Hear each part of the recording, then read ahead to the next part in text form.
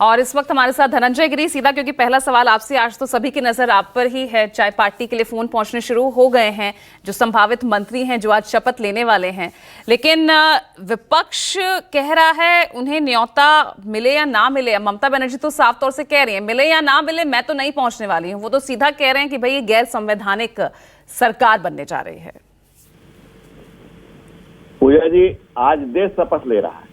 नरेंद्र मोदी की आवाज में मुल्क की आवाज। आज हम सब देशवासी शपथ लेंगे अपनी मातृभूमि की अहर्निश सेवा का। वैसे तो सैक्रामेंटम के बाद ही शपथ का सिलसिला आज तक जारी रहा। शपथ केवल भाष्य प्रदर्शन नहीं है, यह भाषा भी नहीं है, महज कुछ शब्द भी नहीं है, यह प्रतिबद्धता और प्रेरणा है।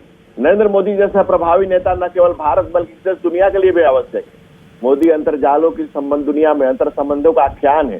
संबंध संवेदना संबोधन के एक शिखर अभिव्यक्ति का नाम है नरेंद्र मोदी। भारतीय संस्कृति के इतिहास में सारी कस्में खा ली गई हैं, खाने को अब कस्में भी शेष नहीं रही है। आज तक कांग्रेस झूठी कस्में खाती रही। अब बताइए 145 पर वो सरकार बनाई तो वो जनादेश था, 206 पर सरकार बनाई तो वो जनादेश है, और हम पूर्ण बहुमत की सरकार बना रहे हैं तो जनादेश नहीं है। ऐसी बातों का क्या जवाब दिया जाए? कांग्रेस को संविधान को सियासी अंतःपुर का कसम बनाकर रखा, शपथ बहुत लिए गए, राष्ट्र पथ पर कितना चल पाए? कांग्रेस ने शपथ को अर्थहीन शब्द बनाकर रखा। तीसरी दुनिया भी संभव है, थर्ड वर्ल्ड इज पॉसिबल। तीसरी कसम दुनिया के निर्माण की, तीसरी दुनिया के निर्माण की, भारत की बनाई। चल हो जा शुरू।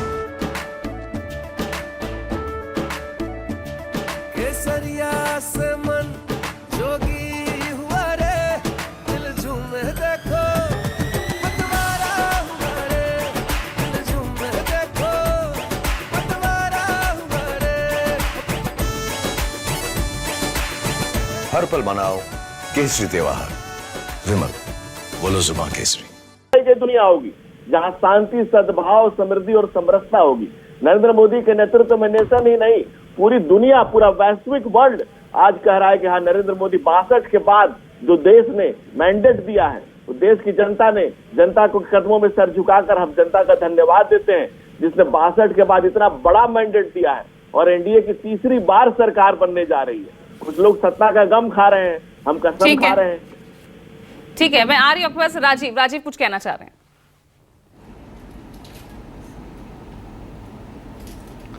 पूजा, ये जो विपक्ष शपथ ग्रहण समारोह में जाने के लिए नहीं कह रहा है, देखिए देश में पिछले 10 वर्षों में राजनीतिक कटुता इस स्तर पर आ पहुंची है। कई ऐसे कार्यक्रम हुए जिसमें विपक्ष ने, चाहे संसद का उद्घाटन हो, चाहे राम मंदिर का हो, खैर वो दूसरे मसले हैं। 150 सांसद भी इसी सरकार में, पिछली सरकार में 150 सांसद भी भारत के संसदीय इतिहास में पहली बार निलंबित हुए थे। विपक्ष नहीं जाने का फैसला कर रहा है, लेकिन इस तरह की राजनीतिक कटुता देश में ऐसे मुकाम पर पहुंच गई है जहां देश का प्रधानमंत्री शपथ ग्रहण कर रहा हो और देश का इतना मजबूत विपक्ष जिसके पास करीब सरकार से मान लीजिए 40, 45, 50 सीटें कम हैं और वो वहाँ पर न जाए, तो ये दुर्भाग्यपूर्ण स्थिति है। मुझे एक किस्सा याद आ गया, इसलिए मैंने आपको कहा कि 2004, आज के 20 साल पहले की बात है। अटल जी प्रधानमंत्री थे और शाइनिंग इंडिया का नारा था और लग रहा था कि वो वापस आएंगे, लेकिन उनकी पराजय हुई, वो नहीं आ सके। ठीक वैसे ही जैसे प्रधानमंत्री नरेंद्र मोदी 300 से पार लग रहे थे, लेकिन 240 पर अटक गए। सरकार अब बना रहे हैं, वो अलग सी बात है, लेकिन जो अपेक्षित था उससे रिजल्ट बहुत अच्छा नहीं आया। इसलिए भारतीय जनता पार्टी में आप देख ही रही हैं, उस तरह का उत्साह या उस तरह की खुशी दिख भी नहीं रही है, वो स्वाभाविक है।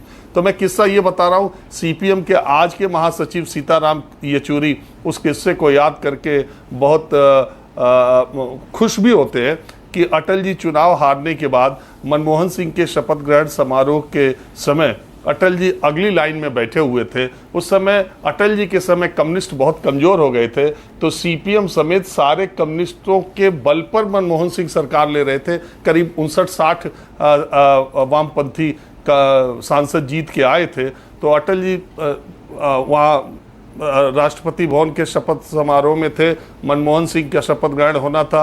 उन्होंने पीछे इधर मुड़ के देखा तो सीताराम येचुरी थे, दूसरी तरफ पीछे मुड़ के देखा तो ए.बी. वर्धन थे। तो उन ए.बी. वर्धन को देख के दोनों तरफ जब देखा पीछे कम्युनिस्ट बैठे हैं, तो उन्होंने सीताराम येचुरी से कहा, चलिए आप लोग भी यहाँ तक आ गए। मतलब ये कि शपथ ग्रहण समारोह की दूसरी रो में भी कम्युनिस्ट आ गए, तो ऐसा उन्होंने कम्युनिस्टों का उस समय किया। तो एक वो राजनीतिक माहौल था देश में, आज ये राजनीतिक माहौल है। तो ये 10-20 सालों में ये जो बदलाव हुआ है, इस पर राजनीतिक दलों और नेताओं को चिंतन जरूर करना चाहिए।